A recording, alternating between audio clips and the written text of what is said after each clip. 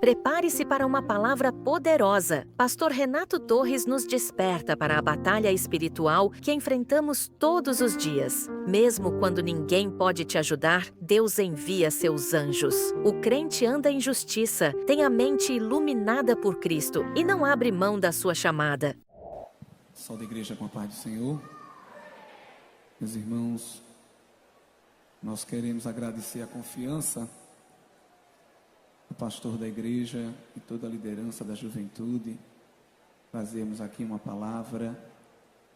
Nós nutrimos com os irmãos daqui de João Pessoa uma boa comunhão. Todos os eventos que nós temos lá em Abreu e Lima, quer de adolescentes, quer da juventude, eles sempre estão presentes, de modo que o presbítero Ronaldo convidou a gente e a gente não pode nem dar um não, porque graças a Deus eles têm estado perto de nós.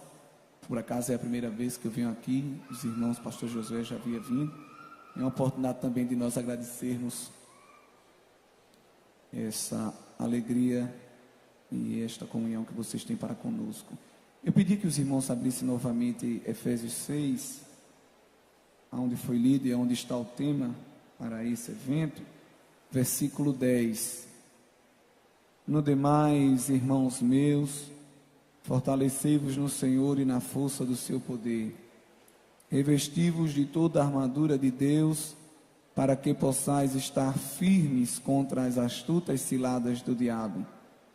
Pois não temos de lutar contra carne e sangue, e sim contra os principados, potestades, poderes deste mundo tenebroso, contra as forças espirituais da maldade nas regiões celestes. Portanto, tomai toda a armadura de Deus, para que possais resistir no dia mau e, havendo feito tudo, ficar firmes. Estai, pois, firmes, tendo cingidos os vossos lombos com a verdade, vestida a couraça da justiça, calçados os pés na preparação do evangelho da paz, tomando, sobretudo, o escudo da fé, com o qual podereis apagar todos os dardos inflamados do maligno. Tomai também o capacete da salvação e a espada do Espírito, que é a palavra de Deus. E orai em todo tempo, com toda oração e súplica no Espírito. Vigiai nisso com toda perseverança e súplica por todos os santos. Orai também por mim, para que me seja dada, no abrir da minha boca, a palavra com confiança, para com intrepidez fazer conhecido o mistério do Evangelho, pelo qual sou embaixador em cadeias, para que possa falar dele livremente, como devo falar. Nós sabemos que essa daqui é uma das cartas que Paulo escreveu da prisão. O tema aqui, a gente sabe, basicamente gira em torno da salvação, né? Paulo revela mais um pouco da doutrina da salvação em Cristo Jesus, e talvez por ele estar preso, se sentiu inspirado pelo Espírito Santo, baseado naquela vivência da cadeia, em usar a figura do soldado como analogia para descrever o armamento espiritual do crente. Observe que ele utilizou um armamento material para correlacionar com algo que é espiritual. E esse armamento tem, obviamente, uma função, não é para enfeite, nem é para colocar-nos em patamares diferentes. Eu sou mais equipado, você é menos equipado, e isso tornando alguém pior ou melhor. Não. Todo e qualquer crente, salvo Jesus, deve assumir essa postura, quando ele já diz no versículo 11, um verbo aqui no imperativo, revesti-vos. Ele já está dando aqui uma ordenança da parte de Deus. E não está dizendo assim para nós escolhermos qual é a arma que cabe melhor na gente. Olha, se você quer ser usado por Deus com capacete, então pega o capacete. Se você prefere usar o pato, se você prefere o cinto, de forma alguma. Todo o arsenal deve ser abraçado, tomado pelo crente, a fim de, como ele pode dizer aqui, estar firme contra essas ciladas que são astutas, porque são do maligno. Essa palavra aqui no original para essas astutas ciladas é a mesma palavra para estratagema de guerra. Isso mostra que o adversário, ele não dá tiro no escuro. Muitas vezes os adeptos do maligno sabem mais da gente do que a gente mesmo. Ficam ao nosso derredor e à nossa espreita, preparando emboscada, preparando armadilhas que se encaixam perfeitamente no nosso perfil para poder nos dar uma rasteira. É por isso que o apóstolo disse: olha, toma a armadura completa, porque essa armadura estando completa, vocês estarão firmes. Porque a nossa luta, ela tem uma problemática diferente de toda e qualquer outra luta. Porque a nossa luta é com algo invisível. Pessoal que gosta de luta livre, que assiste essas coisas de MMA e por aí vai, fica horas ali olhando para aquelas coisas, bate-bate, sangramento, se divertindo com aquilo, e você vê a dificuldade de um adversário acertar o outro, todo um jeito, todo um toque, toda uma estratégia para poder dar um golpe fatal. Se assim já é difícil, imagine lutar contra uma coisa que a gente não vê. Como é que nós vamos lançar o ataque? E pior, como é que a gente vai se defender do ataque de outrem? Porque se alguém vem dar um soco, se alguém vai lançar um tiro, se alguém vai dar uma facada, eu vejo o agressor e a sua arma. Mas o maligno utiliza armas, utiliza modos e estratégias que são imperceptíveis ao nosso olho carnal.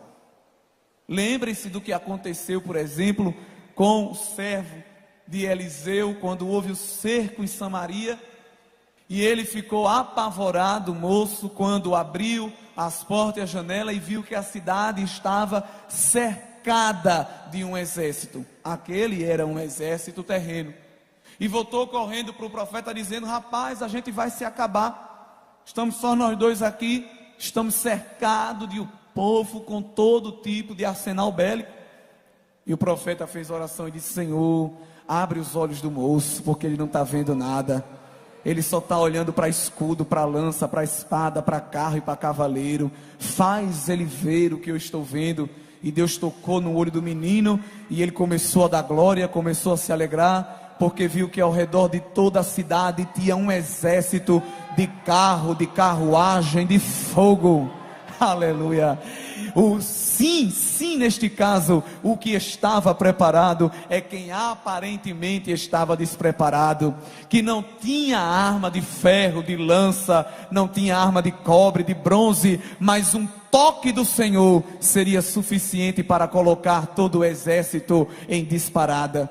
Quando Josafá foi lançado ao desafio contra os midianitas e todos os outros exércitos vizinhos, pediu oração na igreja, e Deus tomou o profeta e disse: leva o povo para frente, para o fronte de guerra.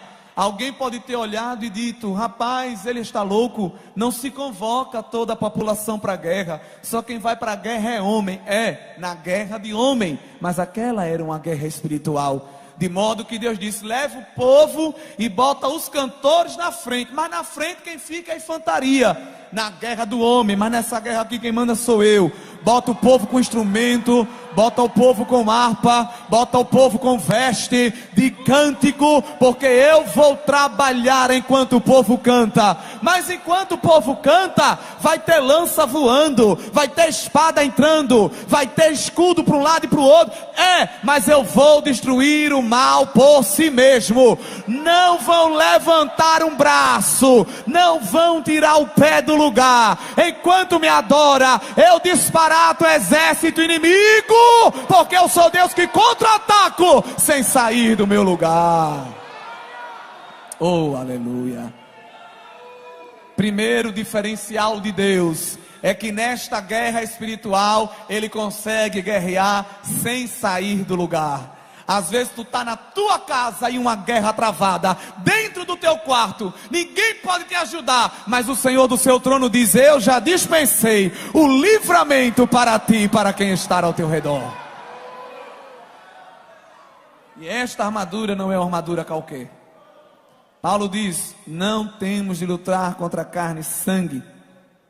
Agora veja a nossa luta: contra principado, potestade, poderes deste mundo tenebroso, contra forças espirituais da maldade nas regiões celestes. A sua briga é com gente grande, mas não é gente grande das forças armadas, do governo, da elite. A nossa luta é com gente grande espiritual. Gente que, investindo contra nós, rapidamente nos destruiria. É por isso que vai ser dito aqui a lista de armas que nós vamos utilizar. E essas listas também são espirituais. Ele começa dizendo assim, olha, toma toda a armadura de Deus para que possais resistir no dia mau e havendo feito tudo, ficar firmes. E qual é a primeira arma que o apóstolo mostra à igreja e a nós aqui? No versículo 14, estais pois firmes, tendo cingidos os vossos lombos com o cinto da verdade. Porque a roupa que eles usavam, os soldados, ela às vezes ficava com umas pontas soltas, e essas pontas podiam atrapalhar na hora de dar um golpe, ou de se livrar de outro, podia se enroscar na própria roupa. É por isso que eles utilizavam este cinto, para deixar tudo no seu devido lugar. É o cinto da verdade. Pode observar, meus irmãos, que quem leva uma vida de mentira, só vive enroscado, porque o problema da mentira, é que você se torna refém dela, tendo que encontrar outra mentira, para ficar no lugar da primeira que você contou. Daqui a pouco pode ser até ser contratado pela Rede Globo para escrever novela, porque inventam um enredo que, se você não tiver discernimento de espírito, você diz, rapaz, é mesmo, você entra junto na história. Mas depois o indivíduo vai se enroscar no próprio embaraço que está preparando. Quem é do sim, sim e do não, não, quem é da doutrina, quem é da palavra, quem está dentro do controle da palavra de Deus, dizendo, ó Jesus, comigo não tem arrumadinho, nem tem maracutaia não. Se você gostar da resposta, goste, mas a minha resposta é de acordo com o altar, é de acordo com a palavra. Porque tem gente tomando lugar de político, querendo ganhar o voto da aceitação da sociedade. Tu tem que ganhar a aceitação de Jesus e do céu na tua vida. O céu tem que olhar para tu e dizer, eu estou me agradando do que tu estás fazendo.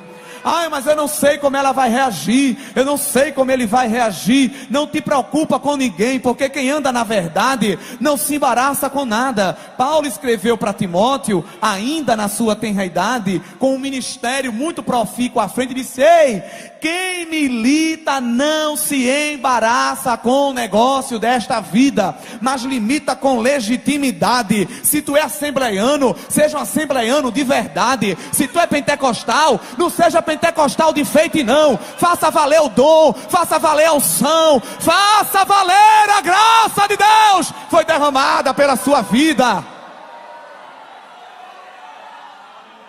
Eu sempre digo, lá em Abreu e Lima, porque a gente é líder e está sempre falando para os adolescentes, para os jovens, parece que tem uma coisa, que o jovem da igreja só é crente até o 3º ano do ensino médio. Quando ele ora, estuda, paga o preço para Deus fazer ele passar na universidade, uma coisa, fazer uma faculdade, aí Deus abre a porta. Quando passa o 3º ano, que chega e fala, parece que entra um espírito, uma coisa que muda por completo a mentalidade, muda o jeito do cabelo, muda o jeito de se vestir, muda o jeito de falar. Eu digo, Jesus, e precisa mudar para fazer faculdade? É um desespero. E ele entra lá e fica orando para ninguém nunca perguntar de que igreja ele é. Fica ali, ó, calado, na dele e na dela. Aí, mas sempre tem aquele dia, sempre tem o dia de conversar, de se apresentar. Às vezes alguém fala de crente nas conversas, aí ele vai no meio, é mesmo. E Jeová só olhando do céu, dizendo, rapaz, eu não te botei aí para tu entrar na roda de escarnecedor não. Eu te botei aí para o povo ver que crente não é tapado como diz não. Pelo contrário, crente tem inteligência, tem sabedoria, tem a mente iluminada. Afora a bandeira da verdade aí dentro, mostra quem tu és. Fica lá caladinho, como uma tartaruga, a cabeça dentro do casco, para ninguém falar com ele. Aí quando alguém pergunta, tu é crente? Aí não pode mentir, aí diz, eu sou. De onde? Da Assembleia de Deus. Misericórdia, da Assembleia de Deus, aquela igreja. Mas olha, veja bem, eu sou assembleiano, mas eu não sou aqueles assembleianos não, sabe? Eu sou mais light, eu sou mais culturalizado, sou mais político. Faça isso não, porque Jesus volta e tu fica perdido no meio do arraial sem identidade. Quando alguém perguntar, tu é assembleiano? Sou. Tu é daquele? Sou. Eu bato palma, eu dou glória a Deus, eu falo em língua, eu dobro meu joelho, eu ando com a Bíblia debaixo do braço. Vem comigo receber também da parte de Deus e se tornar um crente melhor do que eu. Porque, irmão, se for para ser um crente cheio de ponta, é melhor guardar as armas e ficar em casa. Mas se tu quer ir para a guerra, aperta esse cinto, aperta ele e diz: estou aqui, Jeová, eu não vou abrir mão do que o Senhor propôs para o meu coração. Não fique relaxado. Ai, mamãe, esse negócio aperta muito, eu quero ficar mais livre. A gente só vai ter sossego quando chegar no céu. Enquanto estiver na terra é pressão, mas essa pressão vai vir com óleo, esta pressão vai vir com graça, essa pressão vai vir com ânimo da parte do Senhor, para nós vencermos. Eu já peço licença, o púlpito está cheio de obreiros, ministros. Aí alguém pode dizer: mas o irmão está falando dessas coisas. Foi o tema. Eu disse: rapaz, botar logo um tema desse para falar. Aí tem que falar, né? Está dentro da palavra. Então os irmãos só tenham assim um pouco de paciência. Versículo 14 ainda diz: outra arma, vestida a couraça da justiça.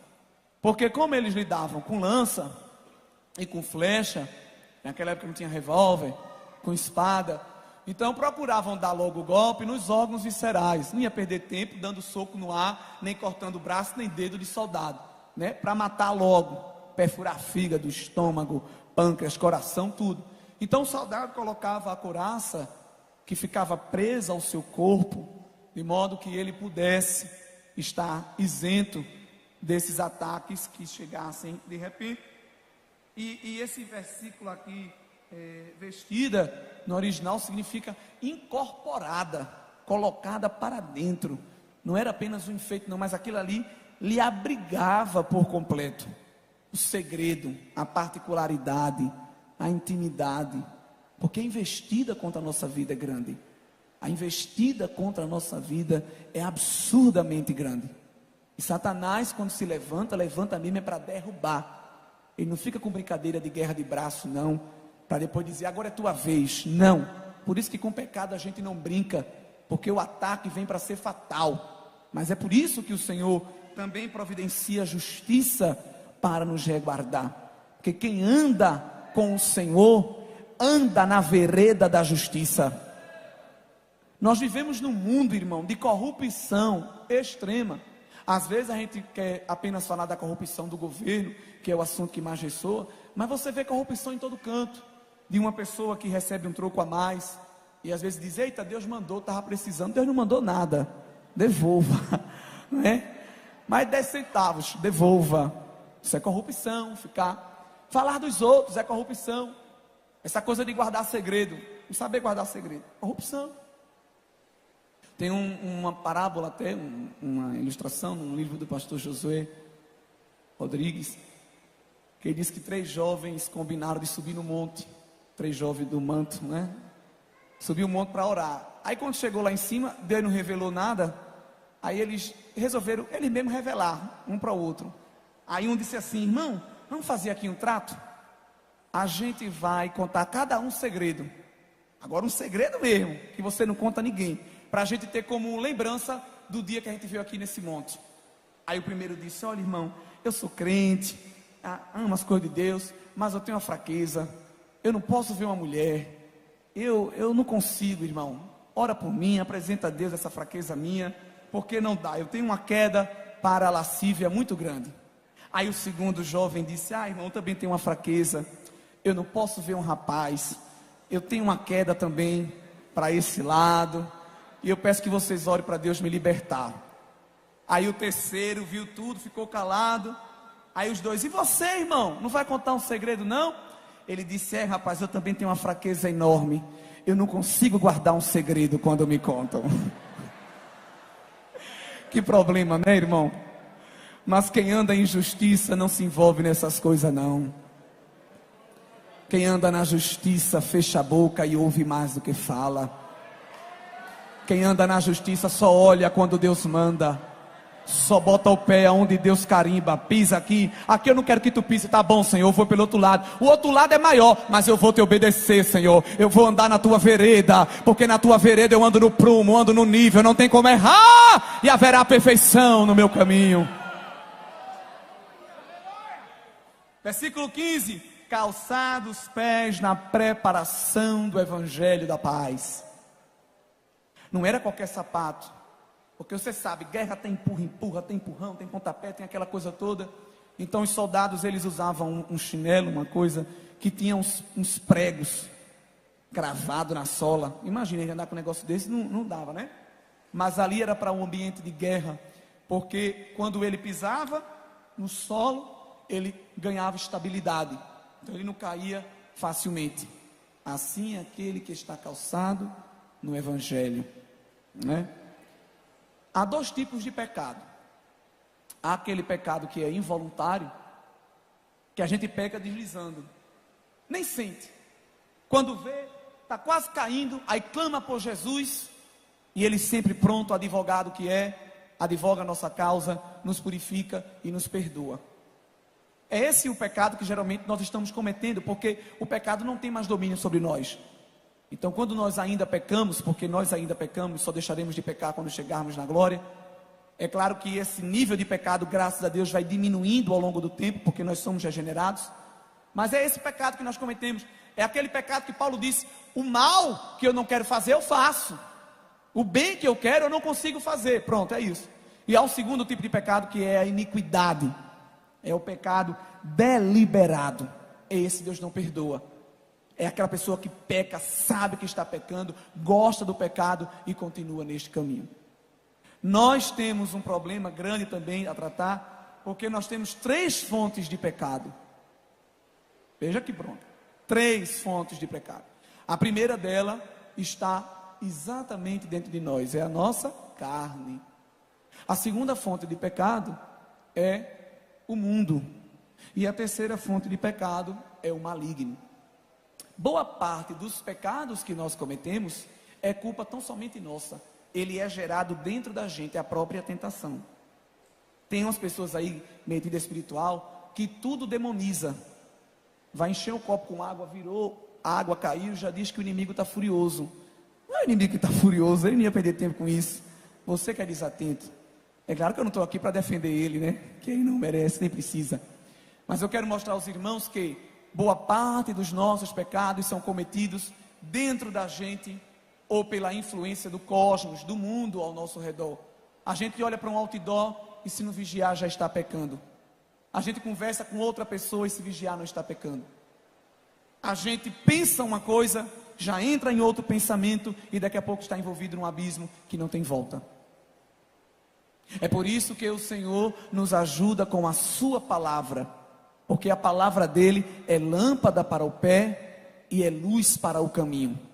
A palavra de Deus mostra onde a gente está e mostra para onde a gente vai. Ninguém engana, pode ter 12 anos, 13 anos, 14 anos, se o maligno vier com pirulito de vento de doutrina, diz: olha irmão, muito obrigado, mas eu já ouvi uma palavra primeiro, e essa palavra entrou no meu ouvido, passou pelo meu cérebro e entrou no meu coração. Aí quando chega no meu coração, não tem como voltar, porque eu escondo e guardo para não pecar. Aí não adianta vir prato de lentilha de ninguém, porque a palavra de Deus faz aquecer o coração. Pode chegar o cheiro da carne, aí você sente o cheiro do Espírito de Deus dizendo: eu velo sobre as minhas palavras para cumprir.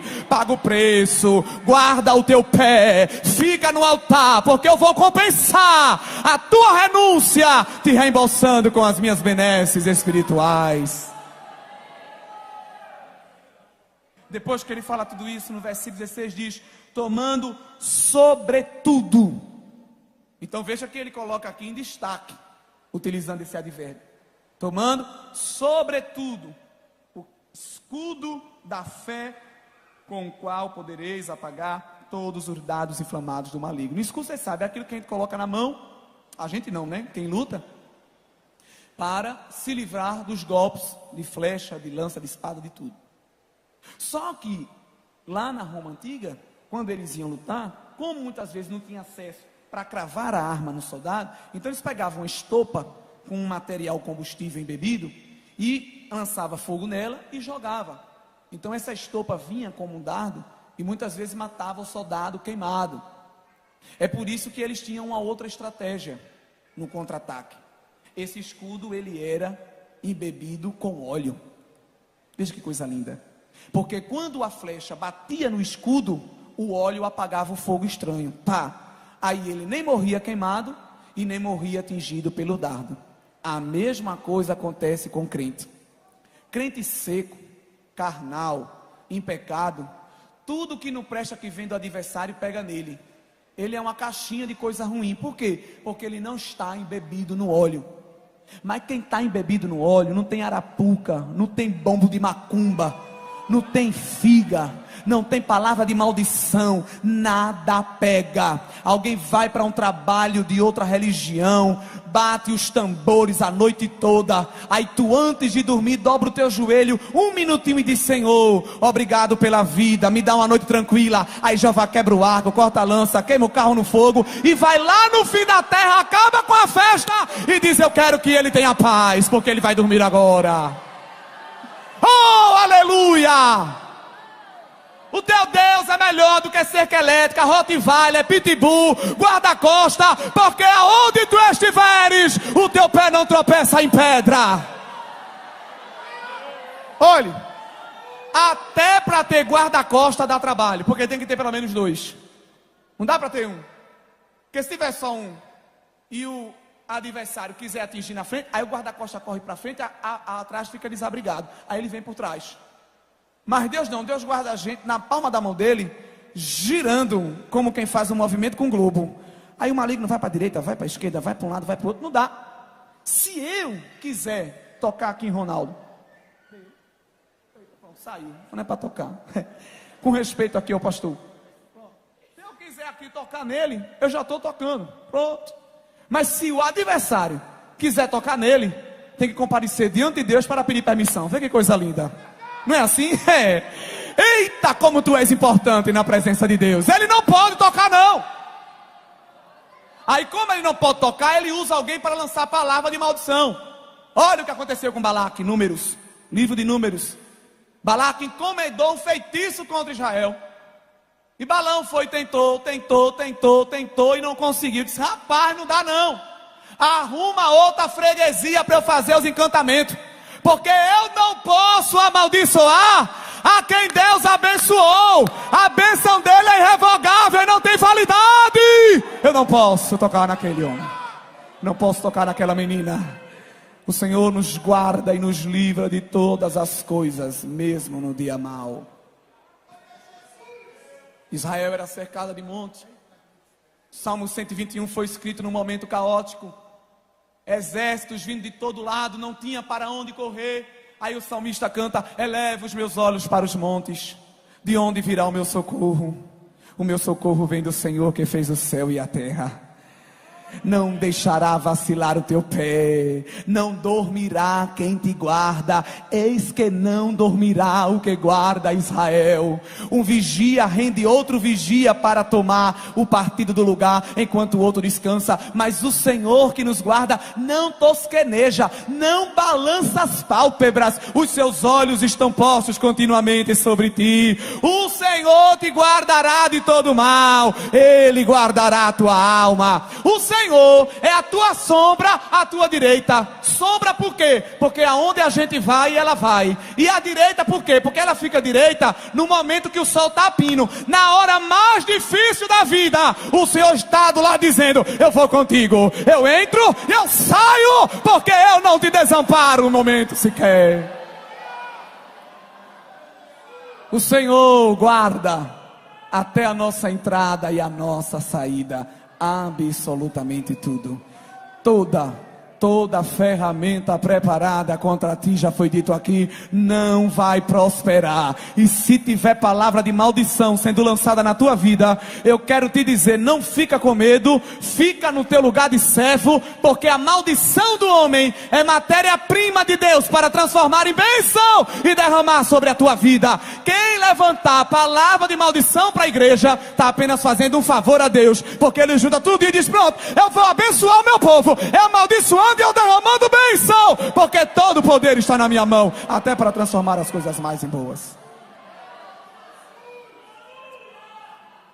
Tem que estar com óleo, tem que estar na unção.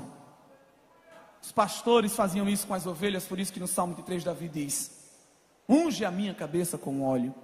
Porque às vezes batiam umas larvas de mosca e entravam pelo nariz da ovelha, se instalavam no cérebro, começavam a degradar o órgão. Elas sentiam tantas dores que começavam a bater a cabeça. em tronco de árvore, em cerca, em rocha, e vinham morrer. Então o pastor experiente passava um óleozinho na fronde. Quando a larva vinha, quando a mosca vinha depositar a larva, agia como repelente e ia embora. Então retoma aquilo que eu digo: quem está no óleo, quem está na unção de Deus, bate e volta. Você crê nisso? É o repelente de Jeová, é o óleo do Espírito Santo. Tu nem sabe, às vezes vem as setas, bate e volta, tu nem sente, porque há um revestimento de unção da parte de Deus. E eu louvo a Ele, porque unção não se compra e nem se vende. Unção a gente só encontra diante do altar. Eu não sei qual é o nível de óleo da tua vida nesta noite, mas a oliveira verdadeira está aqui. E ela está mais uma vez nos dizendo que é Jesus Cristo. Eu fui prensado no Getsemane para produzir óleo, óleo para a minha igreja. Receba da parte de Deus provimento novo de óleo. O santo ministério receba uma carga nova de unção da parte de Deus. É muita luta, é muita afronta, é muito pecado querendo entrar na igreja, mas o Senhor está revestindo os seus santos, dizendo: não vai, eu ainda vou usar muita gente, eu vou usar gente grande, gente pequena, gente de nome, gente autônoma. Eu vou tomar com a minha glória e com o meu poder para expulsar o mal e para vorar a minha bandeira santa no voz da minha unção, no óleo da minha unção. Tem gente que é tão seco que se você tocar nele, esfarela. É difícil, viu, ser crente. Mas o Senhor, como mostrou a Zacarias, um candelabro, um castiçal, cujas lâmpadas ficavam em cima e tinha um canudo, um cano que fazia com que aquele óleo fosse subindo. Israel estava voltando do exílio, tendo que reconstruir muros, templo, mas havia uma investida muito grande sociopolítica para que eles não fizessem isso. E o povo começou a pressionar Josué, que era o sacerdote, Zorobabel, que era o chefe político naquela época, dizendo: não vai dar, a gente não tem nem arma para guerrear. Aí Deus mostrou a Zacarias aquela visão de óleo e disse: ei, eu já providenciei tudo, eu já enchi Zorobabel e Josué da minha unção, e mande dizer ao povo que não é por força e nem é por violência, para ninguém se gloriar do tamanho do músculo, é pelo meu espírito. A guerra é vencida pelo poder do meu espírito, pelo poder da minha palavra, pelo poder da minha unção, para que quando a vitória chegue, a bênção, a glorificação, o aplauso, a honraria seja tão somente do Senhor. E após tudo isso, Paulo entrega mais uma arma, dizendo: tomai também o capacete da salvação e a espada do Espírito, que é a palavra de Deus. Esse capacete, porque serve para resguardar a nossa mente. Estamos num tempo que a informação ela é transmitida com uma velocidade tão grande, que as pessoas estão cada vez mais se tornando autodidatas, estudando só. Fica em casa na frente do computador, já aprende as coisas tudo só. Tocar instrumento, fazer uma comida, estuda tudo, até idiomas, sem sair de casa. Isso é bom, mas também é ruim, porque tem muita gente que achando que sabe de tudo, deixando todo tipo de coisa entrar na sua mente e lhe atrapalhar, perdendo os rudimentos da fé, perdendo o calor do Espírito por causa de vento de fábula e de doutrina vã. É por isso que o Senhor também providencia um capacete, o capacete da salvação em Cristo, que preenche a nossa mente por completo e leva todo entendimento cativo ao Senhor. E depois de toda esta lista de armaduras de defesa, o Senhor nos providencia uma armadura de ataque. E qual é a armadura de ataque? Ela está aí na sua mão. Você poderia levantar aí sua Bíblia, por favor? Acho tão bonito quando a gente faz isso. Levanta a sua Bíblia aí, chacoalha ela. Olha aí, já dá para fazer uma guerra. Já dá para fazer uma guerra.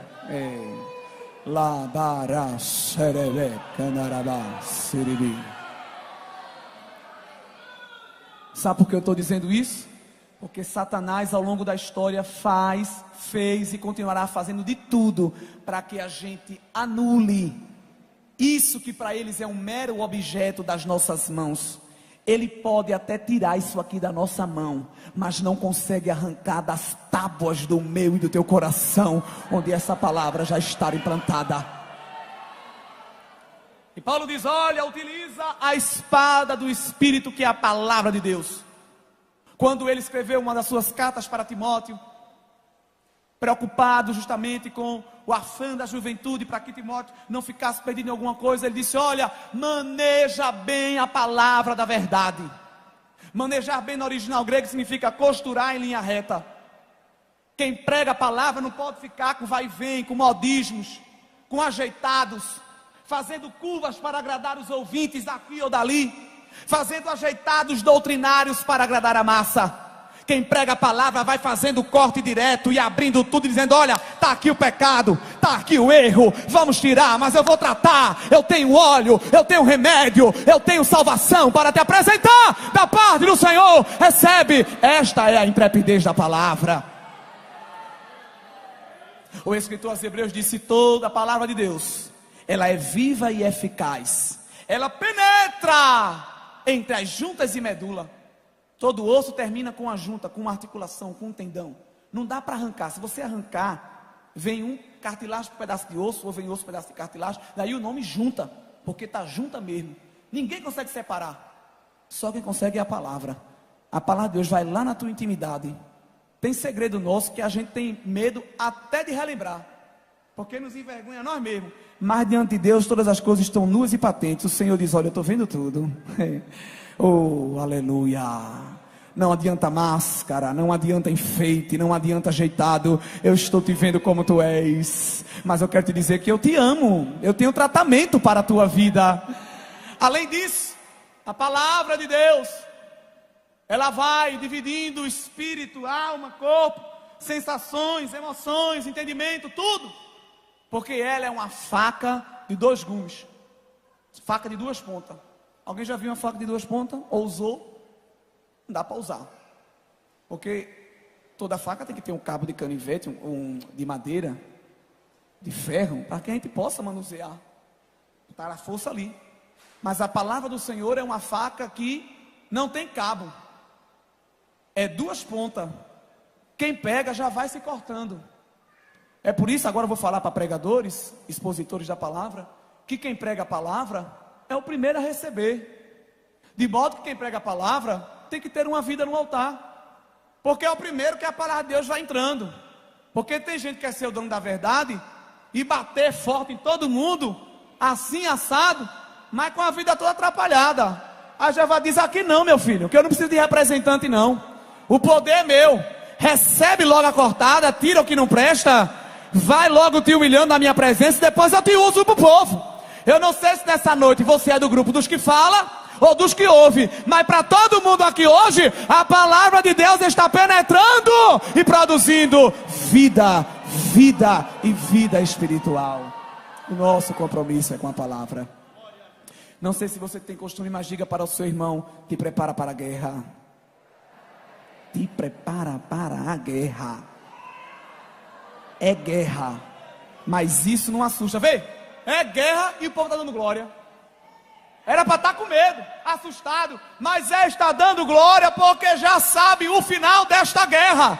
Está olhando para o seu corpo, está dizendo, estou aqui, Jeová, estou pronto. Ei, atacante, repara, chora. Queres que eu fique na frente e atrás, que eu prego, profetize, que eu macho, que eu faço o quê? Eu estou pronto para ser usado pelo Senhor. Receba da parte de Deus armadura, polimento. Eita, quantas armaduras às vezes na guerra, porque a armadura é para ficar de feito, então às vezes fica amassada, perde o brilho. Aí o Espírito Santo nesta noite reúne a gente e diz, eu vou polir a tua armadura, eu vou endireitar a espada, eu vou deixar tudo nos trinques, aleluia, porque eu quero te usar. Deus não vai esperar, já que estamos em culto de juventude, você fazer 40 anos, 50 anos para lhe usar. Deus quer lhe usar agora. Foi assim que ele fez com Davi. Jessé chamou esse filho, olha, vá ali levar a lancheira dos seus irmãos, que eles estão na guerra. Às vezes alguém prega e diz que Jessé não gostava de Davi, que Davi só fazia essas tarefas, mas era da liturgia judaica mesmo, que o filho mais novo fazia essas coisas. Tomava conta das ovelhas do pai, fazia serviço em casa, aquela coisa toda. Aí Davi foi, quando chegou lá, estava aquele fuzuê, um bocado de homem grande, forte, os rochedos, não sei se você conhece essa palavra, os bambambam, tudo debatendo acerca de uma guerra. os irmãos viram, começou a brigar. O que é que tu está fazendo aqui, seu fedelho? Isso não é lugar de criança, vá-se embora, vai levar uma espada na cara. Ele disse, eu só vim cumprir a ordem do meu pai, trazer a comida. Mas já que eu estou aqui, eita que Deus cria situação. Oh meu Deus, entre nas reprovidências do reprável Fá. Alguém diz, aqui ele não entra, aqui ela não entra. Deixa de ser abestalhado, porque Jeová dá um sopro, manda para longe e diz, ela vai entrar, ele vai entrar mesmo, porque eu quero usar ele, eu quero usar ela, porque quem dá oportunidade é ele. Eita que ele foi entrando da canaia, eita sobre a raio e saia da raio. Tem gente pequena aqui, que Deus vai fazer gente grande em pouco tempo, porque ele tem pressa. Eita, como esta palavra arde no meu coração nesta noite. Ficou aquele rebuliço. Esse problema é que tem um filisteu desse tamanho, que está afrontando, dizendo que nem tem homem aqui, não tem ninguém que consiga lutar contra ele. Ele disse, eu vou. Eita, tá, se fosse escrito já, iam falar, tu estás o sonhador mó, né? Iam citar José. Menino, procura o teu lugar, vai-te embora, isso aqui é coisa de gente grande. Não, eu vou. Eu vou porque eu cuido das ovelhas do meu pai. Olha a experiência. Porque tem gente que quer ter fama. Não tenha fama não, porque a fama é passageira. Procure ter experiência com Deus, porque a experiência com Deus é que gabarita você para a guerra. Fama é para Face, é para jornal, é para outdoor, mas na hora do vamos ver, é o primeiro a fugir. Fica no anonimato, mas bota o teu joelho na terra e diz, Jeová, me dá experiência, me ensina, me capacita. Eita Deus. Só ele. Oh, aleluia. Vinha urso, vinha leão, vinha raposa, vinha lobo, vinha todas as feras. E eu lutava tudinho, com garras e dentes. Ninguém me ajudava. E eu sempre deixava ileso todo o curral do meu pai. Aí Saul disse, esse menino é bom. Esse menino é bom. Porque tem gente que quer avaliar eu e você, não é assim? Esse menino é bom, mas tem que preparar ele. Oxe, coitado. Só olha, tem uma armadura aqui que dá para você usar. Bote ela para lhe livrar. Ele foi humilde, porque você tem que ser humilde. Não quero mostrar que sabe tudo, que dá errado. Aí botou, ficou aquele negócio sambando, aquele negócio pesado. Ele disse, olha, me desculpe, eu não quero ser indelicado. Gostei muito da proteção, é bonito, mas isso aqui é para ficar no museu. Não é para mim não, porque eu vou lutar do meu jeito. Abriu a sacola, já estava preparada há muito tempo. Pegou da sua jalva 5 pedras e a famosa funda que os benjamitas conseguiam atirar e acertar um fio de cabelo a metros de distância. E Davi era experiente, era perito neste assunto. Cadê? Cadê o filisteu? Está ali, pronto. Aí vai Davi, menino, se apresentar para o gigante. Aí o gigante disse, eu sou algum animal para você mandar isso aí para lutar comigo, com pau?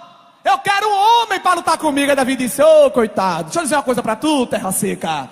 Tu estás vindo para mim com lança, com espada, com escudo, com voz grossa, com 3 metros de altura. Mas eu, menino, fraquinho, feioso, estou indo a ti em nome do Senhor dos Exércitos. E ainda hoje eu darei a tua cabeça na mão do povo, porque toda esta congregação saberá que o Senhor salva, e não é com espada, não é com lança, não é com arma nuclear, porque do Senhor e do Senhor é a guerra. Só um golpe e Golias caiu. Oh, glória a Deus. Não enfeite, não invente, não faça ajeitado. Peça a Deus para lhe dar perícia, e com um golpe tu enfrentarás e vencerás o inimigo. Sabe qual foi o sucesso de Davi?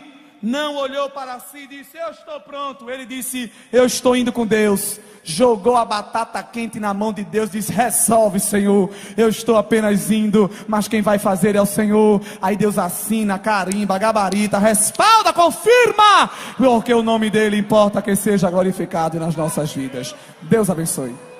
Se essa palavra falou com você, compartilhe com alguém que precisa ouvir. Deixe um comentário ou seu pedido de oração. Estamos juntos em fé. Permaneça firme, porque Deus é contigo. E não se esqueça de curtir e se inscrever. Isso é essencial para que essa mensagem alcance ainda mais vidas. Deus te abençoe poderosamente.